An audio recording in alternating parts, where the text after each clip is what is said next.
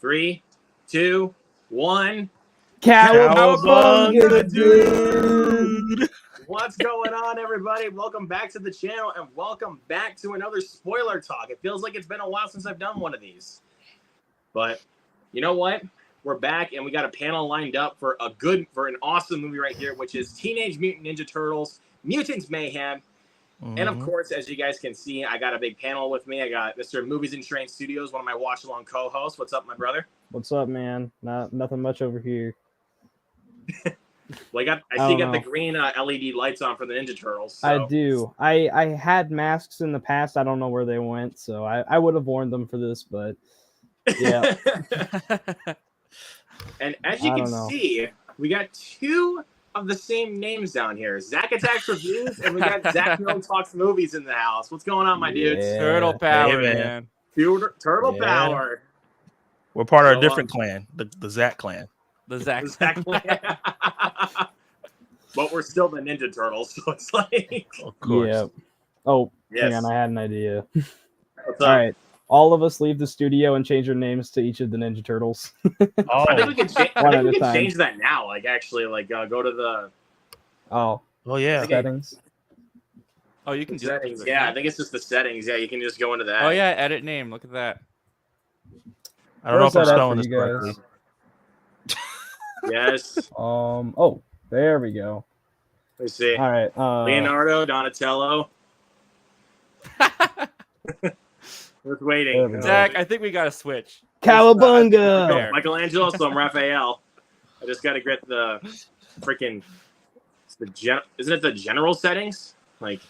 So you go down to your, like, where it says you're in the show, and then click on the three dots. I think at least that's what it is. That's how it works for you guys.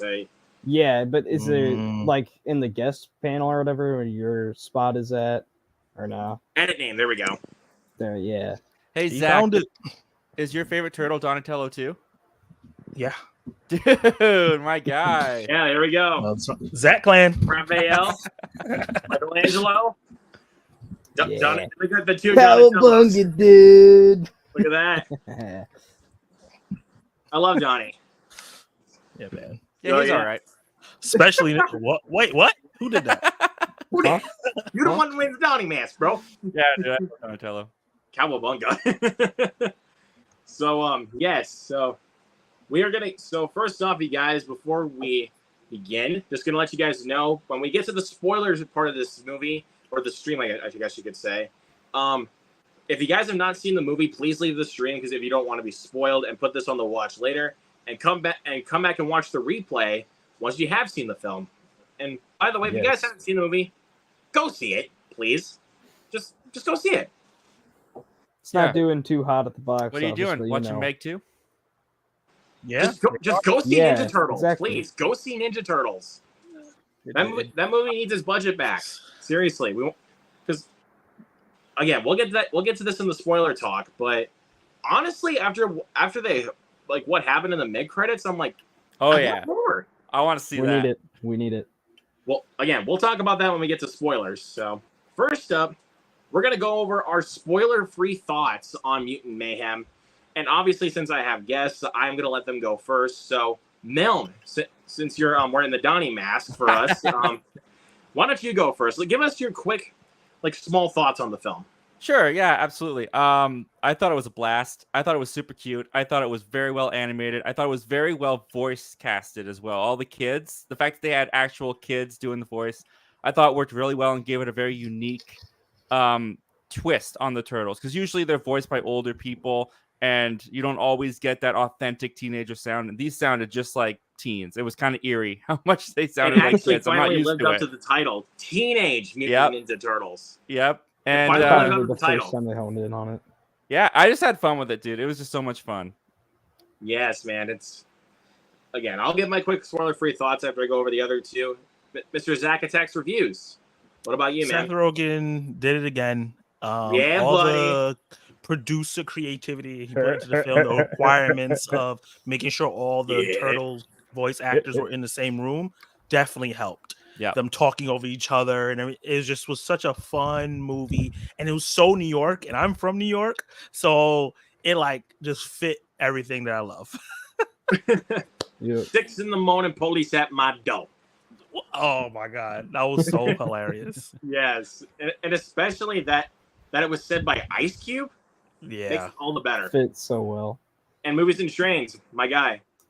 What did you think of this movie? I mean, I loved it. I am a huge Ninja Turtles fan.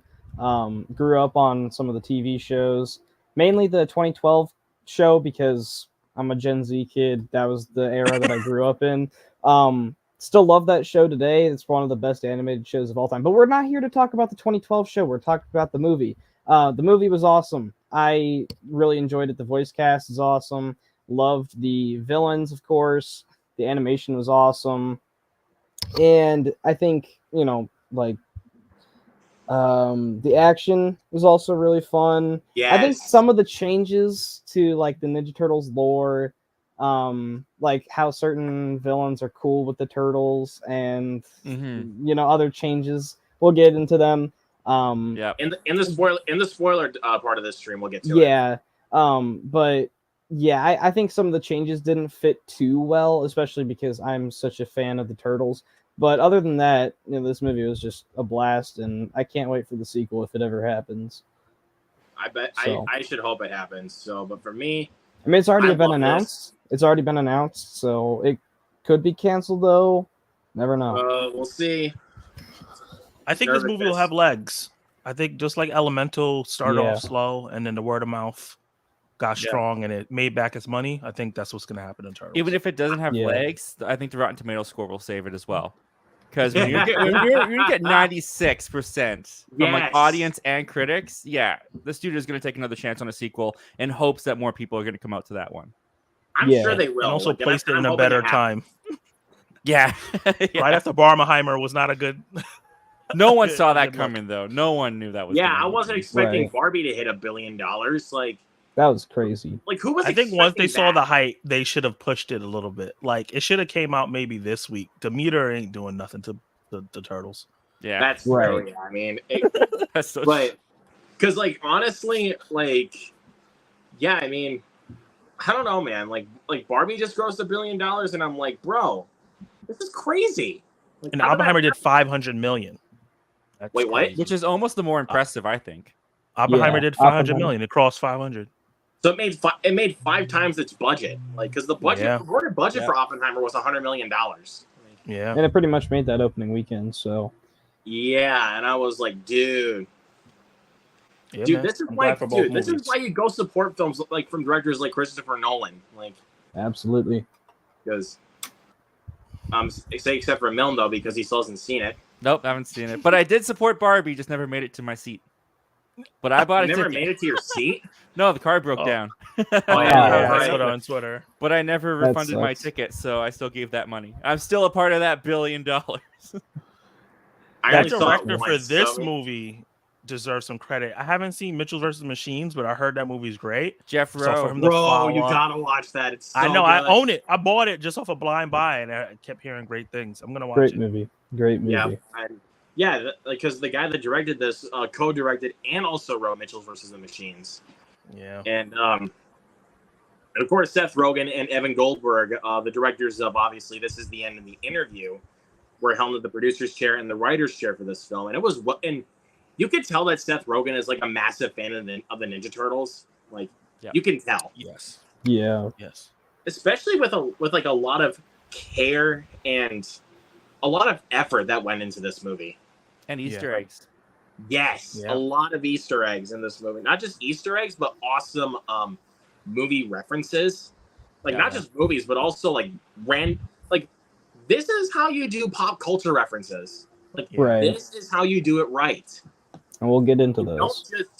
You don't just hammer in the joke just to shove it down your audience's throat because you're gonna treat your audience like idiots. I do think some of the reference humor was a little bit overkill, though. I think they might have gone a little bit too much. Yeah, I didn't think it was overkill though, because I mean it was like, at least for the because pretty much a lot of the references made me laugh. So I mean, I'm not gonna. Oh yeah, I can't knock it for that. A lot of them made me laugh. But again, we're gonna talk about that in the spoiler part of the stream. But truth be told, you guys, I freaking adore this movie. This is one of my personal favorite films of 2023. And honestly, my top 3 films of the year so far, I'm really struggling with. Like, they're like the hardest ones for me. Like, between Mutant Mayhem, Mission Impossible, and Oppenheimer, those are the toughest ones. So Mutant Mayhem's above Across the Spider-Verse for you? Yep. Wow. That's awesome. I know. That's crazy. I mean, I love Across the Spider-Verse, but the thing that also helps is that I saw Mutant Mayhem twice already. Yeah. I already saw it twice, and so, and again, if my theater is not going to play Demeter this Thursday, which is when I'm going to be able to take my friend to go see it, the one I took to go see Haunted Mansion with, I'm gonna go with him to go see Mutant Mayhem for my 3rd time, his first time. Wow. Because, bro, it was so good. No, that's awesome, Luke. Get us that sequel. That's all. Like, it's all like, on you. Like, I want to help the film gross enough money to help us get that sequel. Like, and it's gonna get a show too. I'm a little scared about that. I don't know if we need a TV show spinoff as well. It's getting a show. Yeah, I don't know. I mean, I just rather stick with the movies though, because I mean, even Seth Rogen did like a little introduction before the movie started. Like it came through in mine. It was like, yeah, I mean the reason like he's thanking everybody why he's here, and for us being here and like wanting to. Whoa. Very weird critique, but I felt like Seth Rogen's message was a little bit too long. Because like even like Mission Impossible, like Tom Cruise and Christopher even look at the one for Top Gun Maverick. Tom Cruise's went on for like 30 seconds. I know. Did I see that? I don't remember if I saw that. I did. Yeah, I saw that, and it went on for like about 30 seconds. I just felt like Seth Rogen was like, "Hey, thank you for coming to the movies. Thank you for supporting. I love it." And he went on like this history, and I was like, "Oh, okay." I didn't have that for my movie. No, there was no Seth Rogen coming in the beginning. Oh. Yeah, mine did though. I mean, again, for both times I saw it, they did that. I mean, mostly for Paramount, mostly for Paramount stuff, they do that. Like, which that's kind of the weird thing is that mostly Paramount stuff does that. Well, this is the first I've seen besides Tom Cruise. Like Tom Cruise, I feel like started this trend, and now it's more people. Well, no, I got that little introduction with John Krasinski when I saw Quiet Place Part 2. And then I also got that introduction, obviously, with Tom Cruise for Top Gun Maverick. The weird thing was, though, like, none of the directors or even the actors, when I saw Smile in the theater, which is another Paramount movie, like, oddly enough, none of them came, like, nothing, like, no introduction for them popped up, which is, I thought was very strange. Probably because he's more unknown.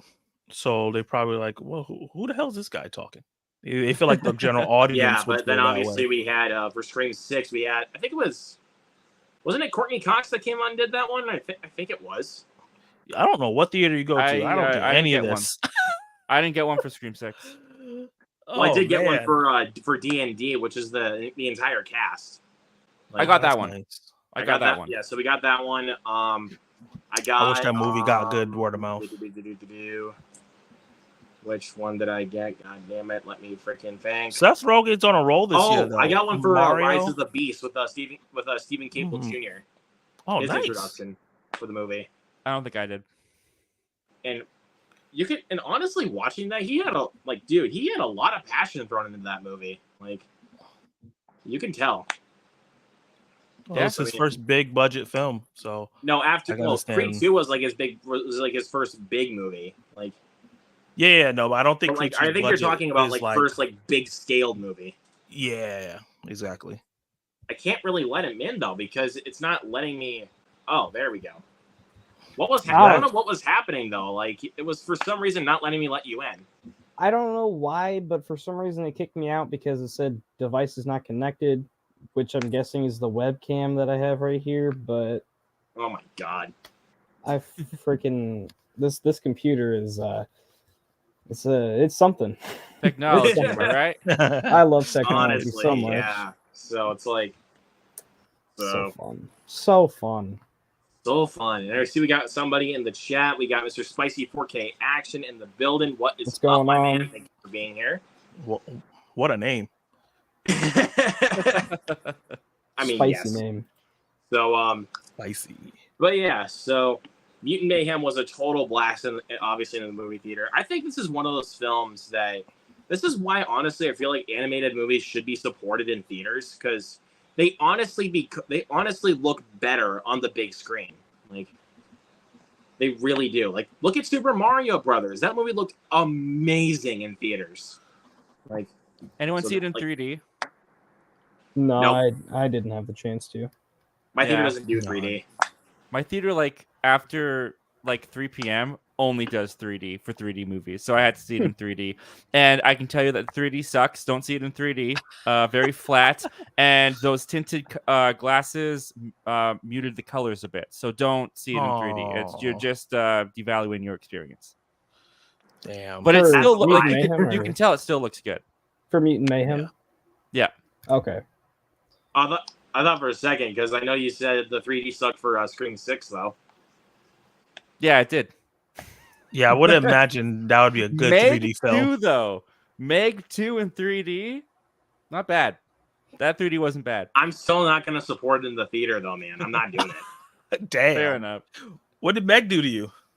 She's just a character on Family I'm not Guy. like the biggest fan of the first Meg, to be honest with you. I don't think it's that great of a movie.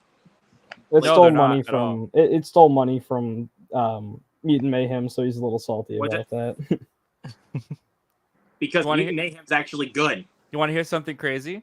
You haven't that? seen Meg 2, so you can't say I already that. know it's going to be crap, so don't judge me. You never know. You never know. All right, Meg Zach. 2, opening night, like Friday night, beat out my theater auditorium. Like there were more people in the Meg 2 than there was for The Flash, Mutant Mayhem, Mission Impossible: Dead Reckoning. Wow. Wow. Yeah. Why did you bring up the There Flash? was only like 5. There was only like, Well, I mean, it's got like Michael five or Keaton. It was like supposed to be a five big or thing. six other Bro, people that in movie's my been show done. for The Flash. That movie is Like, on PVOD. It is.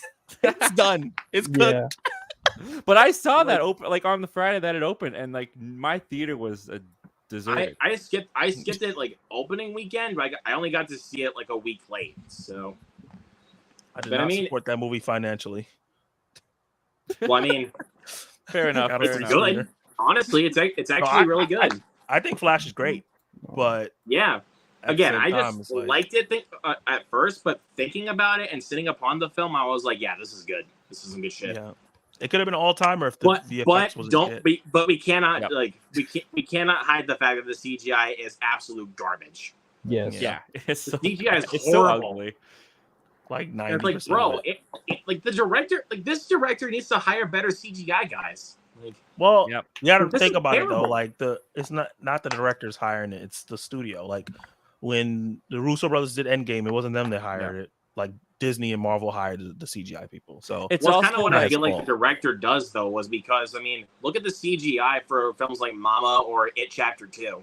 And the first one, honestly, it had Well, the With the first one didn't CGI. really bug me. It was just only the second one that really kind of got on my nerves. Well, something too that like we as film fans, we kind of clump the VFX artists into one kind of like sentence, but in reality, like pieces of it get sent to various different VFX houses. So it's not Yeah. just one group doing all of it. It gets worked on by many different same thing places. with the animation too. Yeah, It's exactly. multiple I people mean, yeah, animating I it. mean, the animation, yeah, that's true. I mean, Yeah. So yeah, I there's mean, different I know VFX that houses The and same stuff like guys that are that. producing or writing the film is going to work on the animation. I know that. Yeah.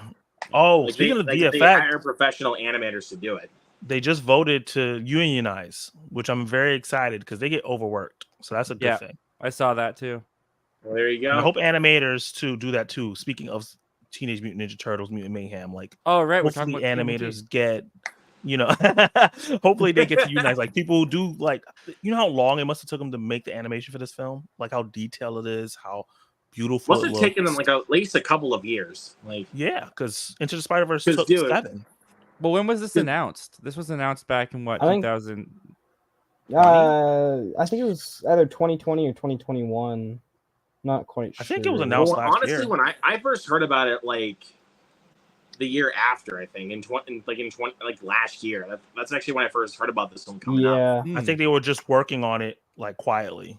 Yeah. Yeah, they they were just just didn't like, keeping announce it it. like so secretive for a little while, and then they were just like, "Hey, we're making another Ninja Turtles." You can be secretive with animated films. There's no outside, like, you know, with eye action films, you have to go outside. So people are gonna be like, wait, Yeah. what's Michael Keaton doing with Sasha Calle? or Very true. hey, what's Tony Revolori here doing with Jenna Ortega? Something like that, you know? Yeah, like people are gonna figure it out. Why is Tom Cruise hanging off of something again? Another Mission Impossible. Just look outside. Why is Just look Tom Cruise outside. jumping off a 1,000-foot cliff? Just look outside in Yeah. your backyard and you see Tom Cruise doing his little sprint. Like, Like, why is he doing that? Mission This is Impossible. weird. Like, why does Tom Cruise always run like this?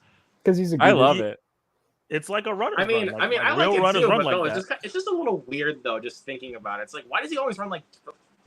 Like like me and my that. mom laugh about that That's what he every do. single time. It's like here comes the run. Yeah. But really quick before we get into the spoiler part of it, we're gonna go over grades, scores for this movie. So I'm gonna go obviously through one by one. So movies and trains, what would you give this film on your scale out of 5 grade? What would you give? Letter grade, I'll give it an A minus. Like I said, there's a couple knocks I can give it here and there, but other than that, this movie is just great. I want to go watch it again because it's just that dang good. Yeah, Milne, what would you give it? I'll just go by Letterboxd. I give it a 3.5 on Letterboxd, I think. Not bad, not bad. Mr. Zach Attacks, what would you give it? I was just looking at it right now. It's my number 17th favorite film of the year. Awesome. And I gave it a B. Cowabunga! 17 out of what? 61. Well, that's really good. That's awesome. That's awesome. If you guys saw my review, 5 out of 5, A+ movie for me. I loved it. I mean, critically speaking, yeah, there is issues with the film, but I just had such a blast with it. So it's like, my enjoyment with the film is like, I don't want to knock it down. I really don't. Yeah. I mean, that's kind of when that's it really how I would feel about, overexcels, you just overlook the bad stuff. It's like, yo, this is so much good. Example is Forget like, about like Super Mario Brothers. Like there is definitely issues with it, but I mean, it was like as a diehard Mario fan, I was like, this is the movie I could have dreamed of for years. Like, yeah. Or what's another good one? Scream 6. Scream 6 definitely has problems, but as a massive Scream fan, I got what I wanted. So I mean, I love that film. Complaining. It was awesome. I saw it 3 times, and I don't watch movies over a lot in the same year. And I just was like, I got to see some of these action scenes again. It's so good. Just mainly that last fight, like between the Ghostfaces and the Carpenter sisters, was just. Ooh. That was good, campy, cheesy fun. Dude, that shit was hardcore, man. Like, dude, like Sam hits what's his name? Ethan. It's Ethan in the back of the head with a brick. Yeah. and even Tara knocks Quinn's teeth out with a brick. Like, I need to eat whatever Wheaties these guys are on because they get hit with stuff that would take me out for months. If I get hit in the back of the head with a brick, you not see me for the rest of the movie. It's done. I'm over. Probably, yeah. Put a fork in me. Somehow Ethan came back. Yeah. Yeah, I know. But that was a Stu homage, right? What? Or not Stu? Was it Billy that came back? You thought he was dead? Yeah, Billy or Billy Lewis. Yeah, so it was a Billy. I think they homage, do that every right? movie, right? Like one of the people. Well, they've done that with 5 and 6. Like, yeah. But I thought it was Stu because the TV falls on his head. I thought that. Wait, what are you talking about? Oh wait, with Ethan's death? Like, yeah, because he comes back, it right? was the Stu TV. Yeah, they hit him in the back of the head, and then I don't know how he survived the thing through his throat. I was just like, what? I don't know. That's how what I'm talking about, either. right? Is like, he got back up after that? Yeah, and he was that's screaming crazy. still, so I don't know how he did that. I mean, like, bro, like Quinn got shot in the face and she just died. Like, well, I mean, that's what it do. That's the rule, though. I mean, you always got. I mean, as Sam said, you always got to shoot him in the head. Double tap. Welcome to our Scream 6 spoiler talk. We're just going over that kind of stuff. I mean, that's let's kind go of back to PG-13 fun. We're not always going to talk always about the film. We'll sometimes go off on different topics sometimes. But yeah, it's fun. Of course. It's always for the fun. Of course. So yeah, and what's another one that I don't think is quite perfect. I'm gonna be honest. Like critically speaking, John Wick 4 is not really that perfect. To be honest with you, critically, No, I'm not judging you. I just rewatched that movie. Before anybody comes at me in the comments, I'm saying critically speaking, enjoyment-wise, it's a perfect film. Zach's mom agrees with you. Yeah, I watched it with my mom. She loved the first 3, and then I finished the 4th one. She went, I was like, "What happened, Mom?" She said, "This is the worst one." Oh my god! I'm still gonna try to get my parents to watch John Wick 4, but I kind of gotta tell you, I told this to Moves and Trains the other day, or maybe earlier when we were talking on the phone, that my parents actually did watch Renfield, but they only got a half an hour in and they stopped. What? They said it was too stupid. Oh, okay. It is. I don't think it's cheesy. That stupid. No, I've seen way stupider movies. So I was like, if you couldn't get through Renfield, you're not going to get through Cocaine Bear. Like, not by one shot. Not at all. Oh, yeah, didn't your mom say that it was it looked too stupid anyhow? Or and I was like, that's the point. Yeah, exactly. It's supposed to be stupid. Yeah. Give credit to Elizabeth Banks for directing that film. And that's also making me fearful, like, why my mom and dad might not like Violent Night.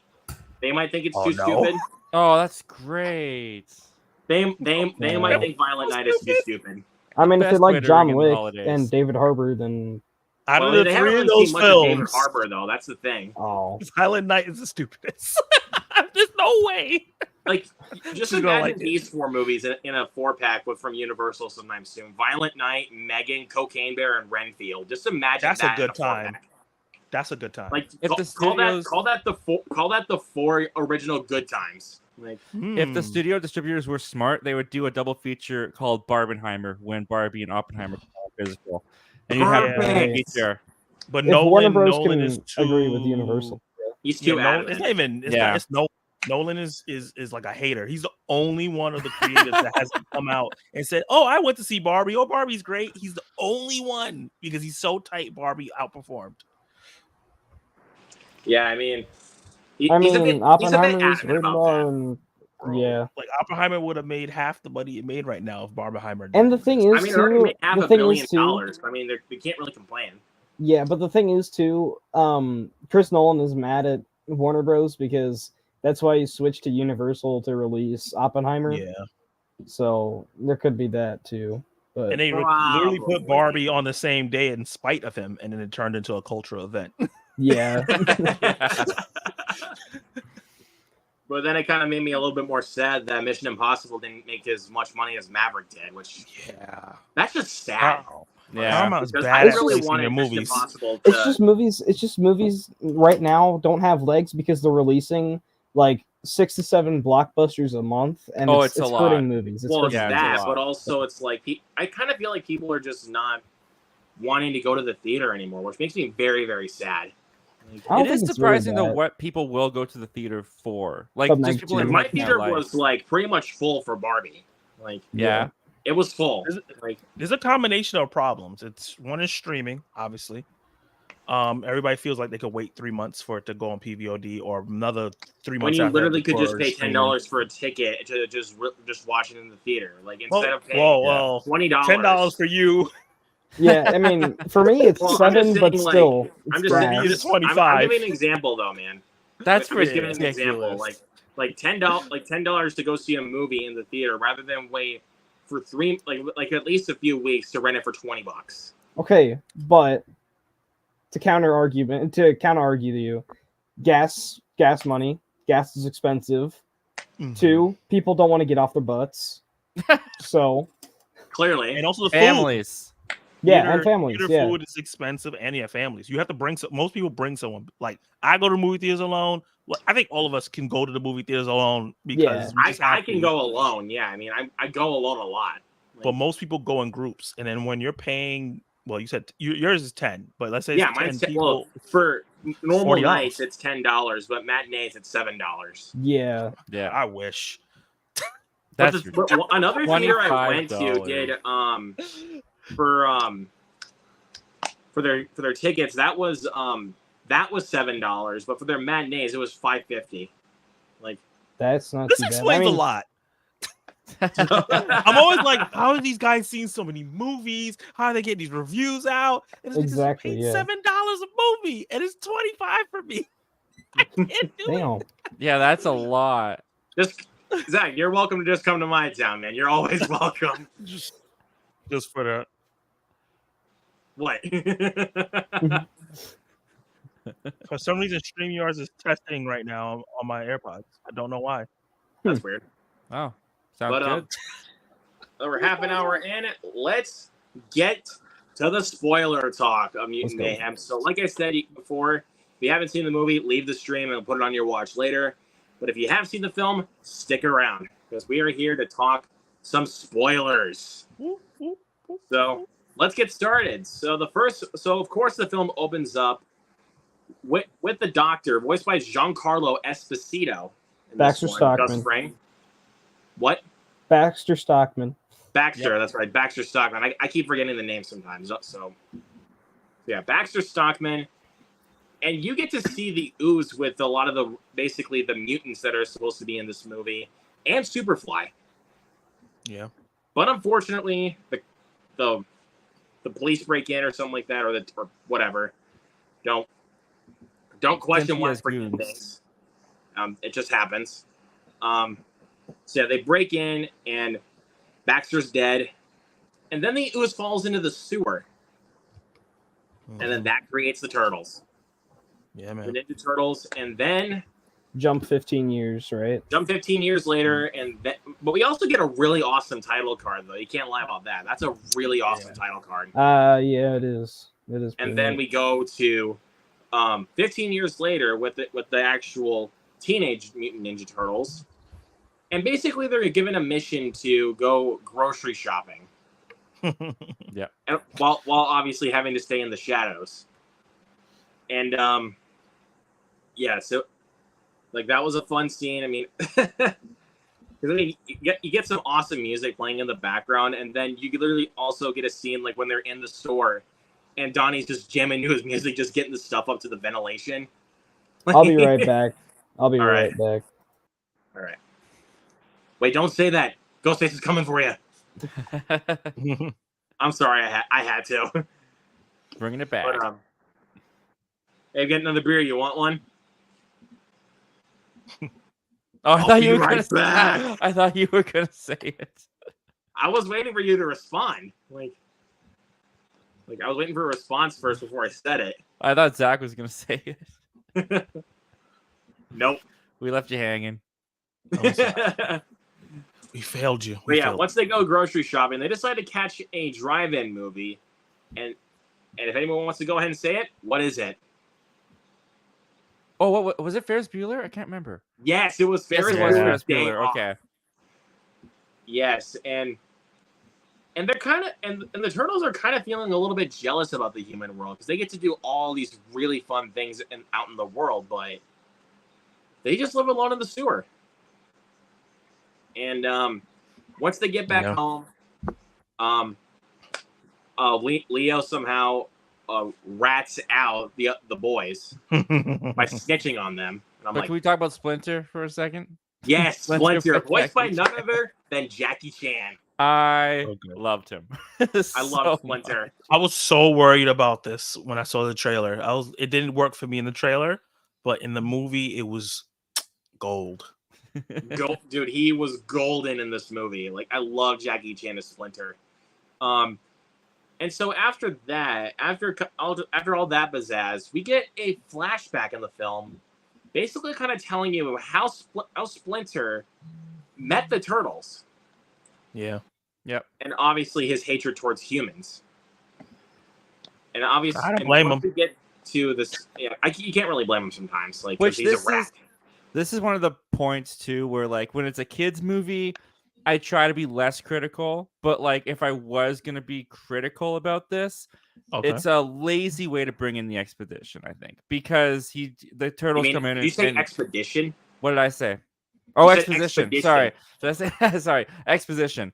Because the turtles come in and he's like, your punishment is you hear the long part of the story, or like the long version of the story, and then he goes to tell it, and I was like, okay, that's kind of clunky to get to this backstory, but like it's kids, like it's a kids. That thought went through my head, but I was just like, I don't Like, I'm not gonna. The backstory was great. It was hilarious. Yeah, I think the fact that the backstory ended up being hilarious is why I kind of got over that moment. Yeah, I agree. Especially when he actually gets some you actually get some movie clips from some other Jackie Chan movies, like when they're doing the ninja training. Yeah, that was smart. That I thought was very hilarious. smart. I was just like, dude, they actually did that? No way. Like I was like, that was pretty God smart. damn, dude. That's just awesome. But now, their real punishment is they can't leave the sewer for a month. Yeah, because they We've were all out been too through long. that. Yep. And I really like the discussion that the turtles go on. Like, what if they were not certified monsters or anything like that? If the world didn't see them as that, like, what would they do? Go to high school, get a girlfriend? Like, That was really well done. That's relatable. Like, yeah. very relatable. It's like, dude, you're really gonna appeal. This movie's really gonna appeal to kids. I mean, and also will relate to like a lot of teens as well. Like, especially for some people like my age. It's like, yeah, this will definitely appeal to a lot of people. Like, because I think it's what so they relatable. did smartly, like you're saying, is that they age down the turtles to the proper age so that teens like 13 to 19 can like enjoy this.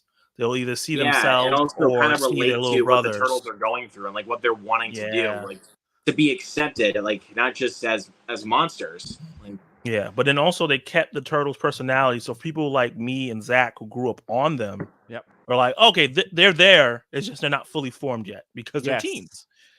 So Especially with it makes it Michelangelo. interesting. Yeah, I felt because he was just discovering his humor. Like when they go to the high school, he's like especially improv. with, I want to sign up for that. Like, because again, we'll get to it, but there's a lot of references to improv. Like, yeah, like he does a lot of improvising, which I think was a really nice spin on his character. Like, because I mean, he's always been the artist of the group in different ways, and I think this is a smart way to incorporate it. Very, very much so. And then we cut to a month later where they're actually ungrounded and they're doing fruit ninja stuff on top of the building. Yep. And obviously Donatello's recording it. And when we get to the ninja stars, he's like, "Nah, bro, you'll be fine. Chill." He's gonna die. Yeah. I'll say that like, was bro, so Johnny, funny, you're even though gonna- I saw that trailer like 17 times. Yeah, no I looked kidding, at that right? trailer like a few times and I forgot about that part, to be honest. Like, because honestly, just that part alone, I was just like, bro, Donnie's gonna steal the show. Like, and honestly, I think Donnie honestly stole the show for me. Yeah. Like I love Donnie in this movie. And when they threw the ninja star, what did they hit? Watermelon? No, not just that. Oh, What did they hit? you're thinking later when they're going after the goons and it gets in his Yes, leg. what did they hit? Donnie's They leg, hit right? April. Didn't it hit April? They hit April's helmet. Yeah. Oh, okay. It was That's April's okay. helmet, and then she got so distracted by them. So a goon decides to steal her motorcycle or something, or was it her? It was like a Or moped. scooter, something like that. Call it a scooter. So the turtles actually decide to take up their first fight, like actual fight, in an auto body shop, out of all places. I loved how Oh, inexperienced they testosterone. were. Yeah, especially Raph just goes on a freaking rage, dude. Like that's just perfect. You've been like, dreaming about it for so long. You've got a rage problem, Raph. No, I don't. It's not a problem. Oh, And so once that starts, he slips, and then boom, boom, boom, boom, click, right in That's the Donnie's one. leg. And I was like, oh, the way he screams makes it even funnier. Like, It's hilarious. and then the it's fight like a breaks thing we've out. seen in so many different movies and shows, but it's executed in a way where it's still funny as hell. Mhm. Like where it doesn't feel so like, how do I say this? Like Cliche. Like it doesn't feel so cliche just to make the kids laugh. Like it's also a way to make the adults laugh. Like, Yeah. like it's telling And also a way show their where- experience level as well. I think it ties into the story. There you go. And of course the fight breaks out, and there's some really awesome action during that one scene, and that is also really well directed. Like, Yeah. I can't lie. Like, especially like when Donnie puts the stick in the car. Like, dude. I like that line too. He's like, "I just have a stick. What am I doing?" I just have a That's stick. funny. What am I doing? And that thing just became useful more and more and more after he said that. I like that. Even though with this type of animation, sometimes you can get lost in what's happening. I felt like it was so well directed that you kind of knew what was going on at all times. Yeah, I didn't really feel like you're just being like, whoa, whoa, whoa, like that. Yeah. Like you're not feeling you're not getting motion sickness. You're not feeling dizzy while you're watching it. It's not like you're freaking, it's not like you're doing a running scene where it's just like someone's running after another person and the camera's just going like, ooh, ooh, ooh, ooh, oh yeah, the shaky cam. Shaky cam. And it's just like, bro, let me see what's going on here. Like, I can't see shit. Exactly. So it's like, bro, come on now. Like, it's like, okay, hold the camera. Now run. Yeah. Well, it's easier to control in animation too. Yes, and it's like, it kind of puts you in that perspective where, like, you're actually the camera. Like, it puts you in that perspective at that point, but mostly with the animated films. Yeah. So, so after the first fight, they actually make contact with April this time. Like, they actually revealed themselves. And so they decide to, and April is wanting to be a journalist in this movie. And once she shows the turtles around high school, this is when kind of her, like, kind of the heart and soul of the movie kind of comes into play. Because she's being called puke girl around school because of one embarrassing thing that happened on the school news. Yeah. Don't downplay it though. That was pretty bad. That was embarrassing. Like, it was gross and nasty and lasted way too long. Yeah. At least I would have moved cities. I'm leaving New York. It actually lasted for like at least a couple seconds, and I was like, perfect. That's how it should have lasted. But then people decided to make it, like, after that, like, it completely went viral, and I was like, dude, she doesn't deserve that. She was just feeling sick to her stomach by that. Like, that's just rude. Well, you as, you know, an adult-ish person understands that, but 15, 14-year-olds do not. Yeah. Like, yeah, like you we're gonna puked make in fun front of of this girl. We're everyone. gonna make everybody hate her. Yeah, like, Yep. something like that. Kids You are know, terrible. Kids are terrible. And then, human beings. let's also go back to the locker scene for a minute. In the school, so we get to see some stuff written on lockers besides what we saw on April's locker. We got to see an Attack on Titan thing on somebody's locker, and Donnie was just like, "Oh my god, dude, this guy loves Attack on Titan."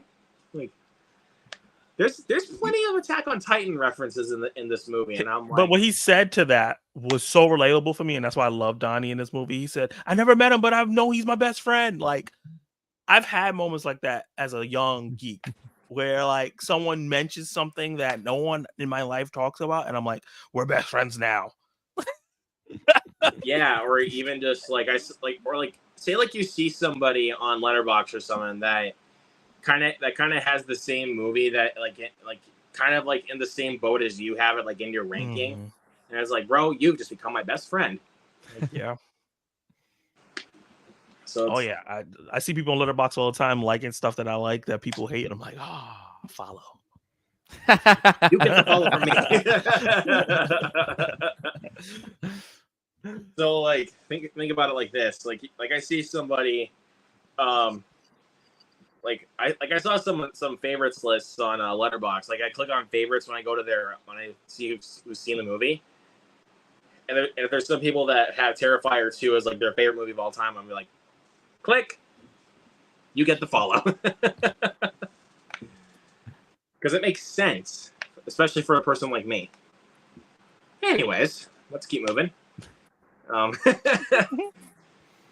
So basically, April gives them the task to basically find these people that know anything about Superfly.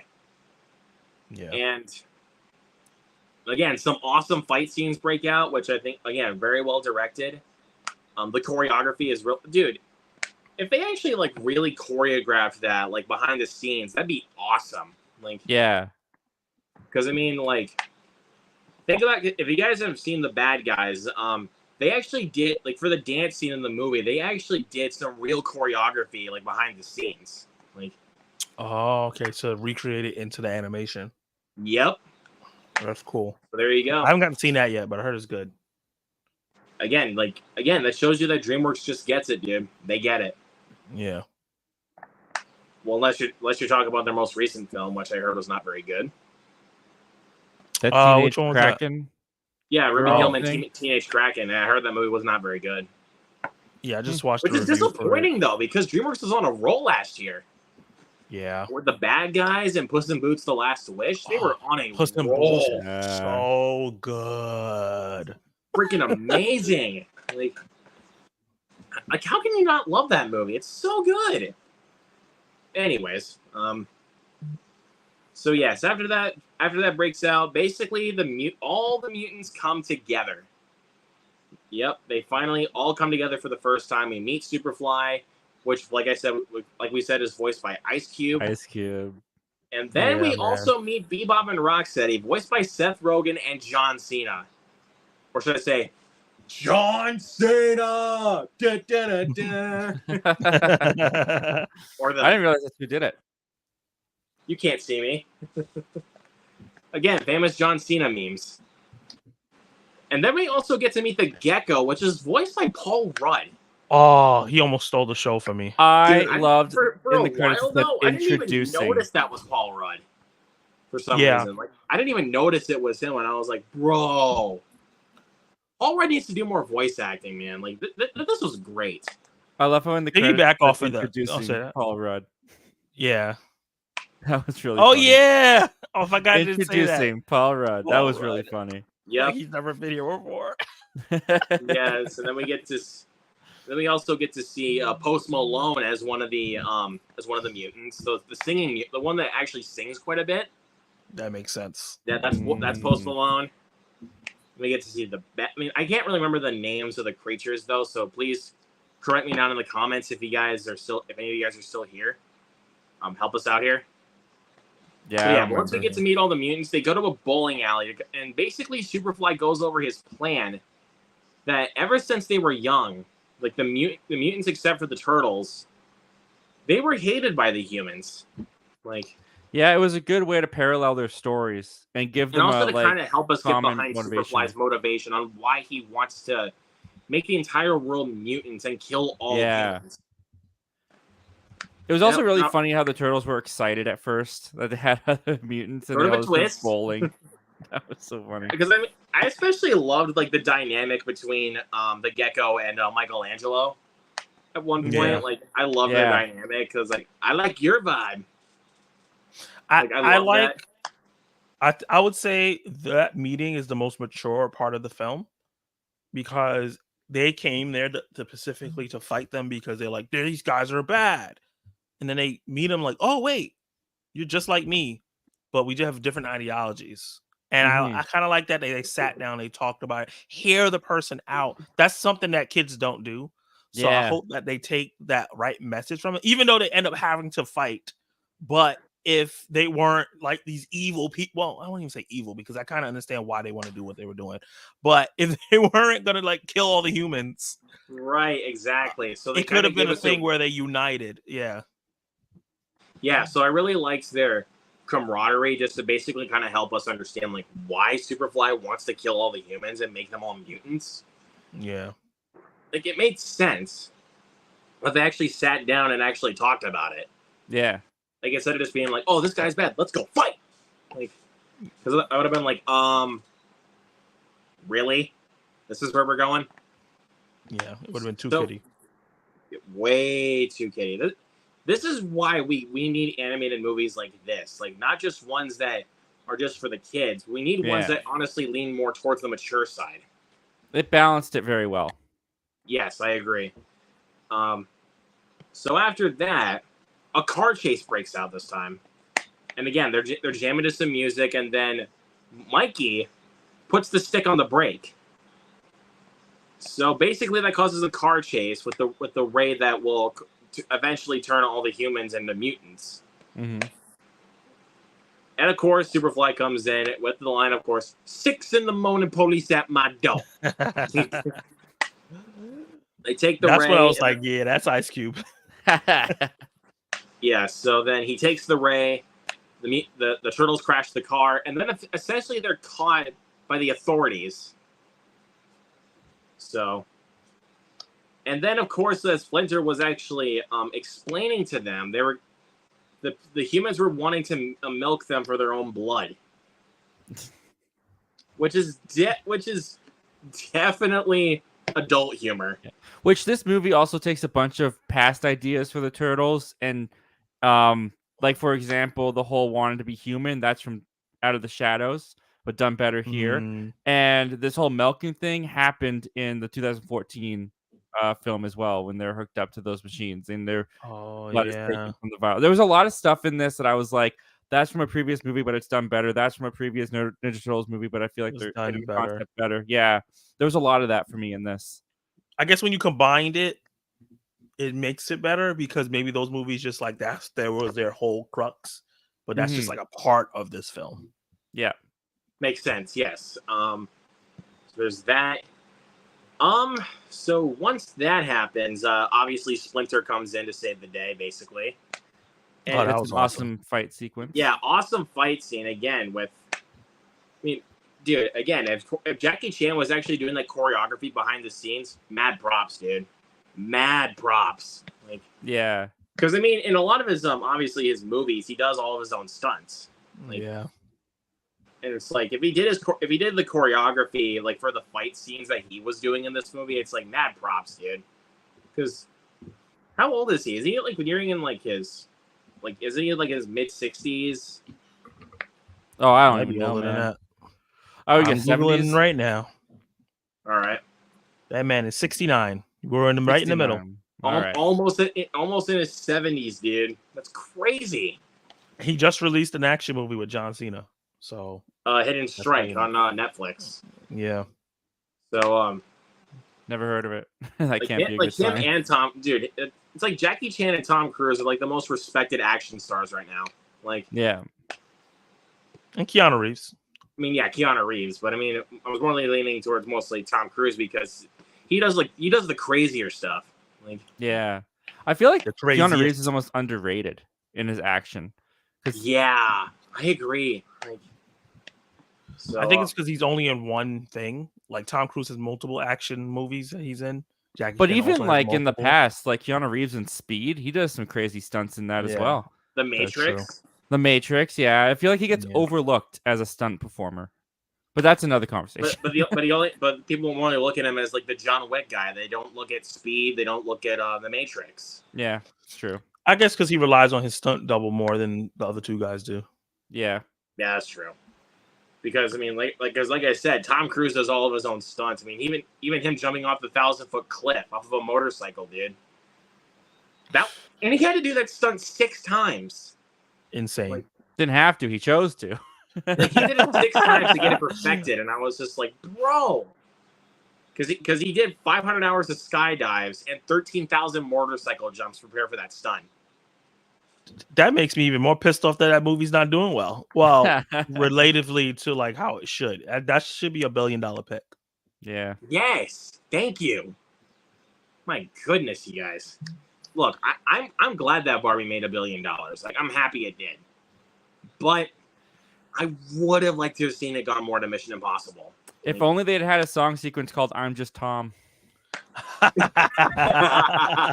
Maybe it could have made it. Hey, look, the $2 billion movies, the male characters, the antagonists have songs that pop. Jack Black for Peaches and Super Mario Brothers, and then Ryan Gosling for I'm Just Ken and Barbie. There might be a formula here. We got to start singing more. Oh no! Oh no! We just need a dance number from Tom Cruise and Haley Atwell in part 2. Yes, I would love to see it. If Tom Cruise is watching this, give us a musical number. Okay, let's keep moving. So So essentially, after Splinter defeats all those people in the facility, essentially they're basically going to the ship that basically is on the river where Superfly and his goons are basically there. And so basically, the Turtles and Splinter kind of give the mutants a life lesson, except for obviously Superfly, because he does not give a fuck. Yeah, he really does not care. So I like so that then his the mutants language turn to was their a little bit. His language was a little bit more like, I don't know, like edgier, I guess you could call it. I liked that as like he would say things like "piss me off" and say things like that was just a little bit more. Yeah, that was than that the was kid. something I wasn't expecting either. I liked that though. It gave him a more intimidation as the villain in this kind of kiddie, fun, cute movie. He felt like he was more of an adult compared to everybody else. Yeah, like exactly. He was maybe 19, 20. Like, there was even language used in The Last Wish, like, and it was like, bro, there's some maturity here. Like, yeah. Even especially whenever Perito was just cursing, and then all of a sudden the bleeps just drop in. The bleeps always make me laugh. Like, whenever it comes to that one, it always just busts me up laughing. I'm just like, bro, they cannot do this. Like, yeah, it's good. But let's keep going. So yes, after they fight Superfly in the ship, apparently he becomes even bigger. Like, he becomes Godzilla, Super Duper Fly. His design was so cool. Yeah, kind of creepy too, actually. Oh yeah, it was kind of freaky. Transform into a whale. Oh, that's kid nightmare fuel. Just a bunch of animals, just this mutation of all these it different... felt like he ate one of Renfield's bugs just to get that power. Like, yeah, yeah. But obviously, if he wasn't like as like John Wick-esque, I guess you could say. Yeah. I guess you could kind of say that. I mean, I'm not comparing Renfield to John Wick though, for crying out loud. Jesus. Well, yeah, of course not. Again, it's just a style. But anyways, so basically they go across to the city to fight Super Duper Fly. But then as all of this chaos is happening, there's some reports to the news that apparently that the turtles are causing all the chaos. Oh yeah. And I was like, dude, no. Like, if they actually kind of, I mean, even though I'm not complaining about the end of this so much, again, we're gonna get to. If they actually kind of stuck with that, though, dude, I would have been like, dude, this is heartbreaking. Like, yeah. I mean, I'm still good with the ending. With a minor critique with that part that you just said, I did feel like that part was a little rushed. Because I'm like, it's clearly this giant fish-looking, monster, crazy-looking thing. There's cameras everywhere. There's no way these tiny little turtles are... Come on, guys. But I get it. But that's just what they suspect, though. Like, was it that the turtles were working with him? Was it working with him? I feel like they focused so much on the turtles, and you're right, they didn't really talk about Superfly destroying buildings and flipping cars and throwing cars at the turtles. Yeah, I know, right? Truck that had a tanker with it, like, bro, dude, like, Super Duper Fly kicked the truck with a tanker in it. Yeah, that thing explodes. That scene was cool. Really, really good. The whole like war scene of like, I don't know what's going on, can't hear sound. I didn't expect that. Yeah, that was well done together. And then for the first time, as Raphael says, he actually feels like Leo actually finally became a leader. Yeah, because he kind of told that Michelangelo to improvise. Some of the beasts kind of take on with Donnie for Attack on Titan, and then to let Raphael let the rage loose. Like, they had an Avengers moment. Yes, it was like the Hulk. He's like Hulk, and then driving the pizza, and then they drive the pizza van just to get to Superfly, and it's like, bro, this is some good shit. Like. And then, obviously, when they get the thing into Superfly to make them go back to normal, the town all comes in. They all come in, and they start cheering on the turtles. But before that, though, reason why they do that is because April is the person that actually went to the newsroom to kind of get Channel 6 News. Up. It's a great plug. She pukes again, though, but it only lasted for like 2 seconds. I found that funnier than the first time she puked. I thought the way they brought it back, I thought was funnier. Because she does it, and then she does. And it's like, sorry, thought I had that together. And then after that, for some reason, Splinter falls in love for Scumbug. Nah, it's cute. That was It was gross cute, but it was a little weird. Like, it it was really cute. weird. I was like, kids are not gonna like Hey, this though, man. Splinter has had no one for as long as I've known him. It Give was him kind another of- Well, rat. yeah, that makes sense actually. Not this nasty cockroach. I wanted to throw up. So yeah, there we go with that. And so after that, all the mutants come live with them in the sewers, and the turtles are finally being accepted as normal people. So they actually do end up going to high school, and obviously they're popular because of them saving the city. Yep. And I thought it was like that ending hit me. Like, I'm not gonna lie, that ending hit me. I wasn't a fan Of what? of the whole them being going to high school and being accepted by so I'm not gonna like rage about it or rant about it because I was like, new generation, new turtles, not my turtles. I get it. But to me, that was kind of like if they had done Spider-Man and then they just had it, everyone knows Peter Parker's Spider-Man, and that takes away the double life of Peter Parker and Spider-Man that I like so much. If everyone just knew that Peter Parker was Spider-Man and he just went about his daily life and everyone just knew his secret. I feel like for the turtles, that's the same for me. The fact that they hide in the shadows, they stay in the sewers. Ninjas. They're ninjas. They're not supposed to be seen and stuff. So I don't know. I'm curious to see how the sequels are gonna do that. The fact that like they'll just be in high school and then something will break out and they'll have to grab their masks from their lockers and everyone will cheer them on to go fight. It's gonna be different. It's gonna be weird for me, is what I'm saying. They're more it's superheroes now than it just takes away Yeah, something that I liked makes a about lot the of sense, Turtles. actually.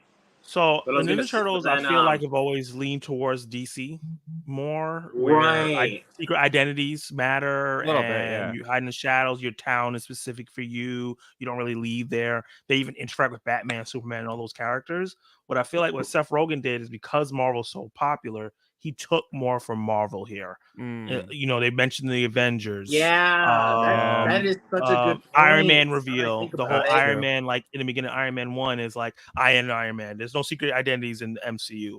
And I think that's what they're doing here, where they're like, we won't have to deal with the secret identity thing. We could just open up the story and just do what we want. Yeah. We'll with- see Yep. we'll see what they do. But I'm just saying, when I saw the Turtles at prom, I was like, this feels wrong. It does. But I'm not gonna get mad because it's a kids movie. But I was Exactly, like, and it's like, also trying to help for the kids. Like, yeah. that's another thing. And then we get to the mid credits, which I would say is I would honestly say, besides with Scream 6 and the mid credits for Black Adam, was the loudest I cheered in the entire movie. Yeah. With that, Somebody went nuts towards in the my end of the theater. mid credits. Towards the end of the mid credits, Shredder.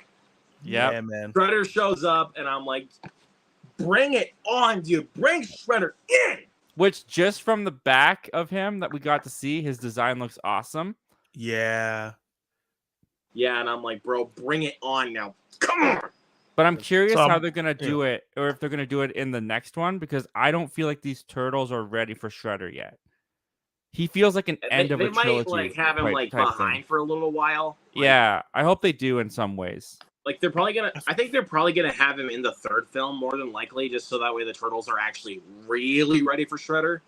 Yeah, because I feel like they'll mature and get like older as the movies progress. So yeah, that's when I feel like they're gonna have Shredder like really come in and try to destroy them. So it's like, yeah, they're gonna have another villain in the second movie, and then for the third film to really have Shredder come in and take him down. I would agree with this if there wasn't a writer's strike. I feel like the fact there's a writer's strike and there will be a huge delay on making the second one, and the kids' voices are going to start breaking by the time they get to record. I think that they're going to do a time jump, and we're going to see them well established in high school, maybe their second, the third year. And I think what they set up with the after credit or mid credit scene is that you see how all the turtles had their crews that they were part of, and none of them were crossing over. I think what the problem is going to be is that they become so individualized and find their people. They're not meshing well together anymore, and that will give the opportunity for Shredder to pick them apart.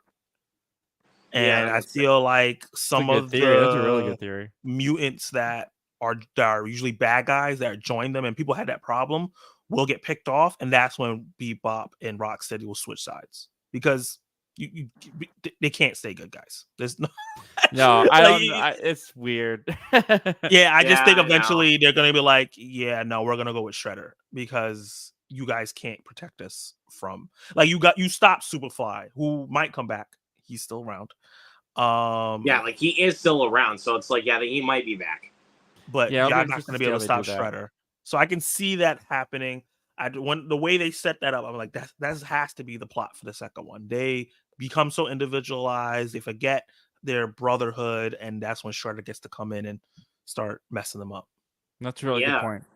And yeah, especially after when before they actually like got to high school, they took their masks off, and I was like, wow, dude. That was really weird for me. It was. I was just like, you guys are ugly. Put that shit back on.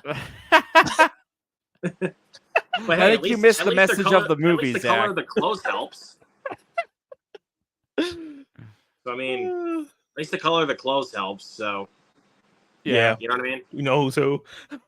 Oh, Movies and Trains couldn't join back in, so I mean that's all right, man. But again, Movies and Trains, thank you so much for being here, brother. I'm happy you joined us for a little bit.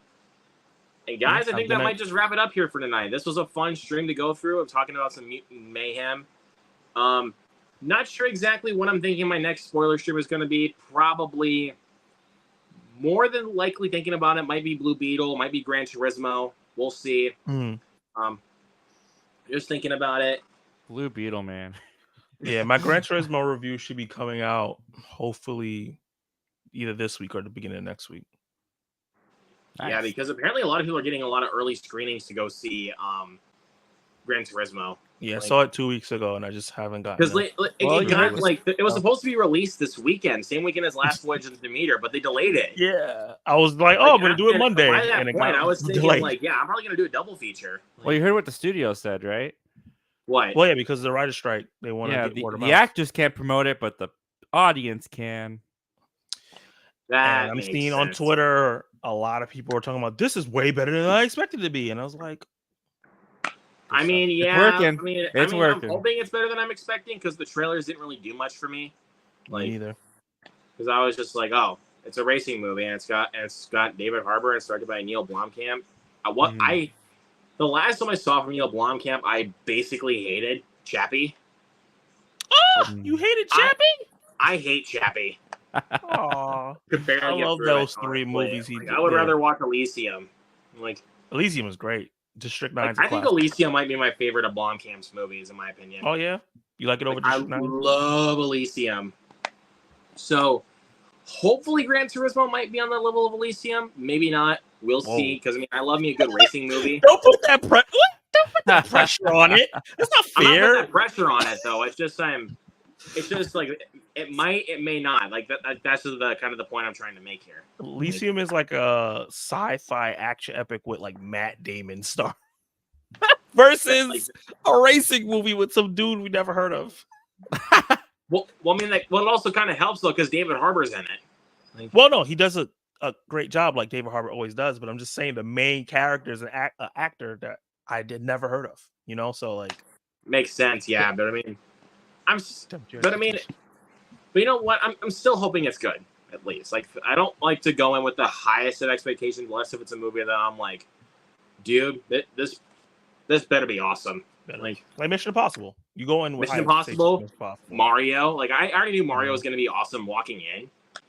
Like, I just didn't expect it to be that good, to be honest with you. Like, yeah, I had way more fun than I expected. What's another one? I mean, I kind of thought this one I was honestly expecting to be awesome. Like, to be honest with you, Mutant Mayhem I was expecting to be awesome, and it was awesome. Like, I was just hoping to enjoy it, and I ended up enjoying it, so I was happy. Yeah. Well, there you go. I was like, please be good. That's what I'm hoping. That's what I'm hoping for out of Demeter, and also what I'm hoping for out of Blue Beetle, to at least enjoy the movies. But again, there's still at least we still got a few days before Demeter comes out, and I'm still looking forward to it. Because Thursday. I mean, you literally have a chapter taken out of the Bram Stoker Dracula book, so I'm like, hell yeah, I'll do it. If it does well, it'll be cool if they like just take out chapters out the book and just make movies until the That end of the actually would book. be interesting. Like, That would be and pretty it's coming from the interesting. same director as Scary Stories to Tell in the Dark, which I think is a really underrated movie. Like, Yeah, I like heard good things honestly, about they were that. talking about a sequel for a while, and I was like, where is it? Give us the sequel. Well, maybe if this does good, he can convince him to make a sequel. Maybe. We'll see. But guys, I think that might just wrap it up here tonight. And also, one word really quick. That's right. We did touch upon Shredder. Yes, give us some Shredder. Anyways. That's right. The famous catchphrase. Anyways. So, anyways, Were we doing a yes, ranking or no? Were we doing a ranking? Oh, yeah, that's right. I forgot. Why did I forget about that? Let's go ahead and do our quick ranking, worst to best, obviously. Obviously, the guests will go first. So Of what?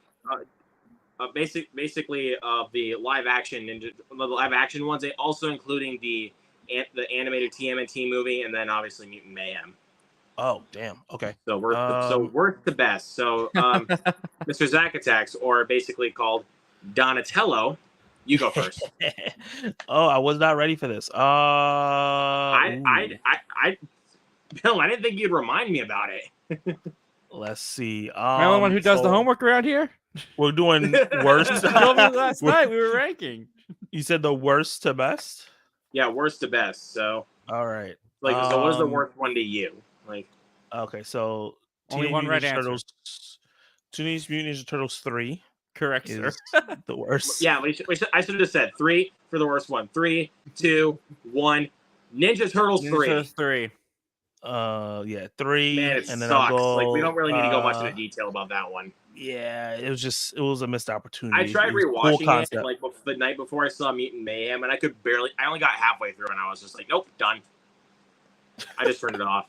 But let's just jump straight to number 6. Yeah, so I'll go Ninja Turtles 2. Oh, okay. I definitely have that a little bit higher on my list. And then the 2014 film.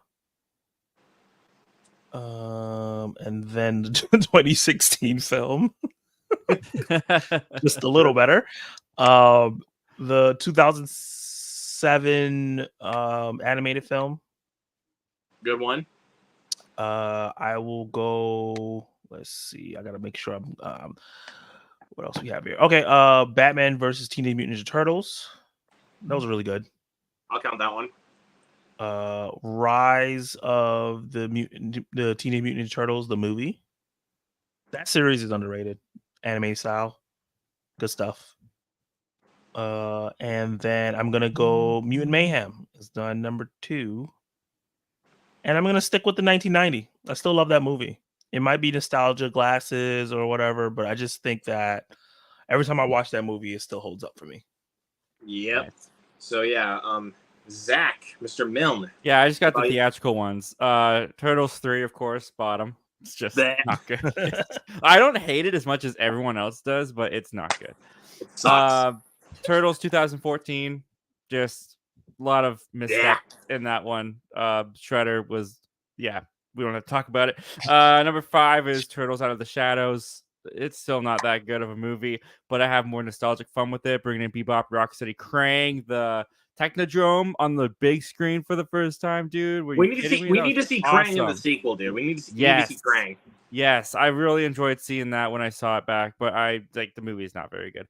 Number 4, TMNT 2007. I think that's one of the ones that has more mature concepts and themes in it than I think some of the other ones. Definitely the definitive TMNT 3. I think the villains didn't really work for me in that one with the monsters and the guy from like centuries ago. I that didn't gel, I thought, with the story that the Turtles and Casey and April were all on. So that's at number 4. Number 3 is Secret of the Ooze. I mean, just nostalgic fun and Go Ninja, Go Ninja, Go. Number 2 is Go Ninja, Go. Wait, I forgot to point out that there's actually a reference to Go Ninja, Go Ninja, Go. Yeah. In the auto body fight scene. Plays on the radio. Oh, I thought that was great. Like Michelangelo bumps into the radio and it plays Go Ninja, Go Ninja, Go. Nice. I can't wait till Heavy Spoilers makes like a video of all the references. Yeah, no kidding, right? Number 2 is Mutant Mayhem. mostly because it's just not the Turtles that I necessarily remember, but it is still fun. It is still the core of the characters are still there. Looking forward to seeing where they go, and it's just too fresh. I can't put it as number one just yet, but it is really good. And then my number one is TMNT 1990. I know a lot of people say like they finally made the Turtles feel like teenagers in Mutant Mayhem. I thought the 90s one did a great job at making them feel like teenagers as well. They goofed off. They still had some maturity to them, but they were clearly still kids. And I feel like that movie had a lot of mature themes and concepts that still work to this day. And I mean, just Jim Henson's creations of the suits with the masks and the mechanical heads, like, it's just all great. I still really love it. So that's still my number one. Yeah, so obviously my number 7 is Ninja Turtles 3. Fuck it. Damn. Number 6 is 2014. And honestly, number 6 and number 5 can honestly be very, very tied for me. Number 6 is 2014, and then number 5 is Out of the Shadows. I hate both of them. I think honestly they are both terrible. Like, they are. Why did they have to make the Turtles so gigantic and sound like 30-year-olds and make them look and make them superhuman? That's not the Turtles. Like that's not it. And honestly, when I saw Michael Bay as a producer for like these two films, I was like, this is gonna be a problem, like a major problem. And what do you know? I was right. Number 4 is TMNT, the one that's just called TMNT from 2007. Yeah, really good animation. It actually goes in some really good mature routes, but unfortunately, kind of does suffer with the villains, like you said, Mill. Like it does kind of suffer with that. It was just like nope. Yeah. Number 3 is it? Yeah, it's 3. Number 3 is Secret of the Ooze, baby. Go Ninja, go. Oh yeah. One of the dumbest movies ever made, to be honest with you, critically speaking, but it's awesome. Like it's too fun to watch, to be honest. Like, but critically speaking, though, it is a really dumb movie. Oh yeah. But again, as Turtles fans, very enjoyable film. Like it's very fun. Number 2 is 1990 Ninja Turtles. Yeah, love this movie. It's so much fun. It still holds up even today, like especially like with a lot of the puppet use, especially with a lot of like what Jim Henson did behind the scenes with this film. It was like, dude, why can't they do something like this anymore? Like, it's just like, oh, CGI heavy, click. So it's like, yeah, let's come on now. Completely go agree. back to the old Ninja Turtles days when it comes to like doing puppets and stuff like that, you know? Yeah. But of course, my number 1 is Mutant Mayhem. I love this movie. Saw it twice. May consider seeing it a third time. Who knows? Wow. Yeah, this movie. But again, I mean, for the most part, yeah, the Ninja Turtles franchise, decent enough franchise. Not the greatest by any means. There's not many great ones on these lists. It's no John Wick, dude. Like it's no John Wick franchise. Like the John Wick franchise is just skyrocketing over that. I mean, even the Evil Dead franchise, like. The Evil Dead franchise is better than the Ninja Turtles franchise. Like, as a whole. Okay, slow down. I'm not comparing to... Calm down, man. I'm not comparing. I'm just saying, like, examples of franchises. You just disrespected the Turtles, and you're going to tell me to calm down? Evil Dead? Evil Dead? No, don't do that. Don't do that. Come on now. If you say theatrically, okay. But we're going to compare the franchise. Like, okay. I'll give you that. There's no bad Evil Dead movies. I'll give you that. None of them are bad. If I could put in like one other anime, because you added like the Turtles versus Batman or whatever it was on your and the Rise of the Turtles, which I have those ones. If I was gonna put another animated film on here that wasn't theatrical, but I love, and it would actually be number 2 over Mutant Mayhem, is Turtles Forever. When they did the 2003 series, crossed over with the 80s, and they kind of to like the legacy of the Turtles, even going back to their comic origins, and that movie was amazing. I love that Turtles movie. That's awesome. So, yeah, guys, now that we got that out of the way, I think we're gonna call it. It was a fun stream talking about some Mutant Mayhem and then ranking the movies. And of course, again, Movies and Trains joined us for a little bit, so thank you to him for joining. But of course, I also got the two Zachs, both the Donnies, actually, I should say, because they both have their names as Donnie. So, thank you guys so much for coming in here tonight to join me talking about this movie. It was a blast, you guys. Pleasure, man. Thanks for having A me. lot of fun. And, as always. let everybody know in the chat where they can find you, Mr. Zach Attacks Reviews. We will start with you first. Oh, you can find me on social media at Zach Attacks RVS on everything, Twitter or whatever it's called now, Threads, Facebook, Instagram, TikTok.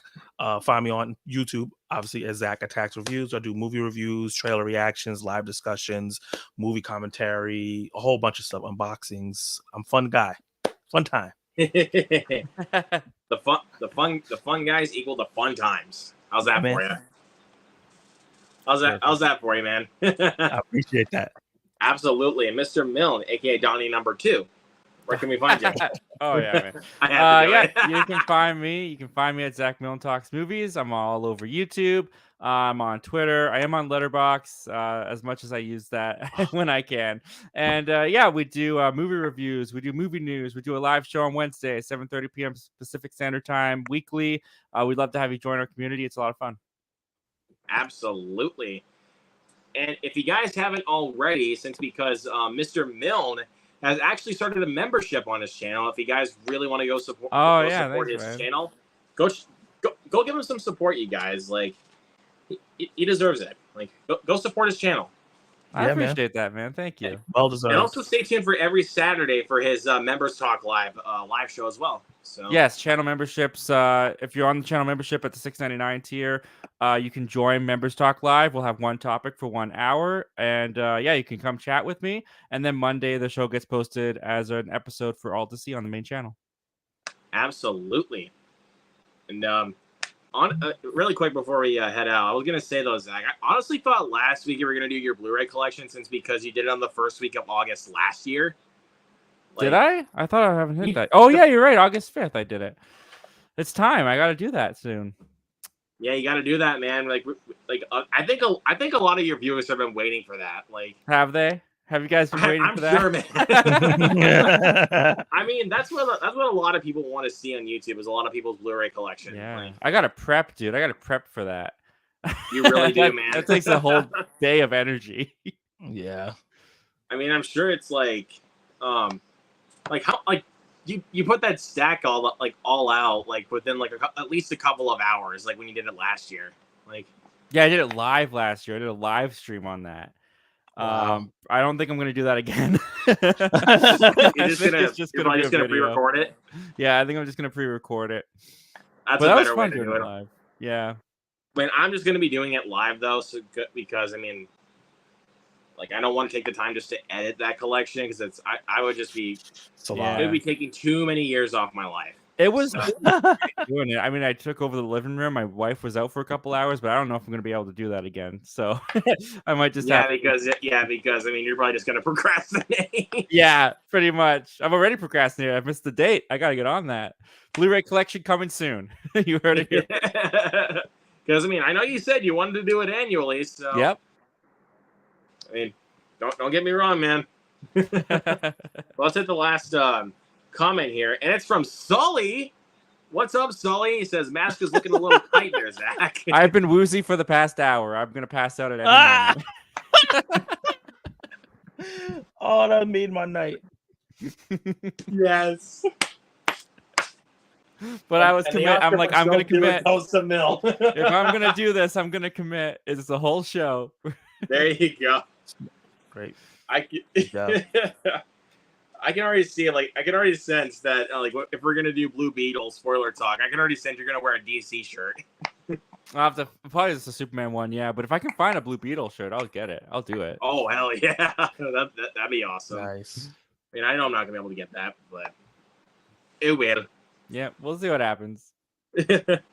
But anyways, guys, we're gonna head out for tonight. Thank you to everybody that joined here in the chat. Thank you to the Zacks for joining me here tonight. It was a blast.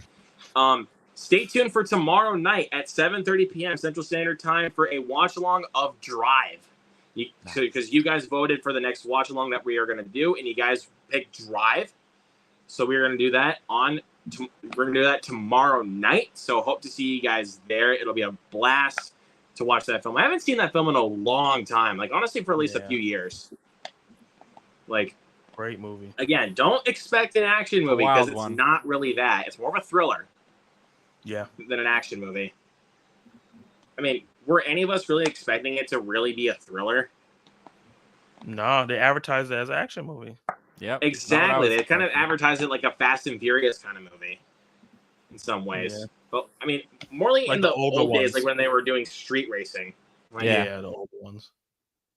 To clarify, because now basically Dom's a superhero. Yeah, basically, no, he is. He totally is. He's been a superhero since Fast 5. Bro, he jumps out of a moving car in Fast 9 and he survives it like perfectly fine. Yeah. He jumped off a car in Fast 5 across a bridge, caught someone, and landed on another car. He landed on gravel and his white shirt was perfectly clean. Now that is his real superpower. That is his real superpower. Perfectly clean though. He could, dude. He should have had like bruises, broken bones. He has that Superman barrier. You know, Superman has like a layer of barrier around him. He has that. Totally. That's why his costume never gets messed up. That's why Tom Cruise is cooler because he at least does his own stunts for one, and he actually because even he broke his ankle in the process during Fallout. Like, dedication, dude. Very dedication. Vin Diesel's making a lot of money without breaking anything, so I can't blame him. I'm sorry, I had to. But anyways, guys, we're going to log off here tonight. So we will catch you guys for the next one and see you tomorrow night for Drive. Catch you later. Peace.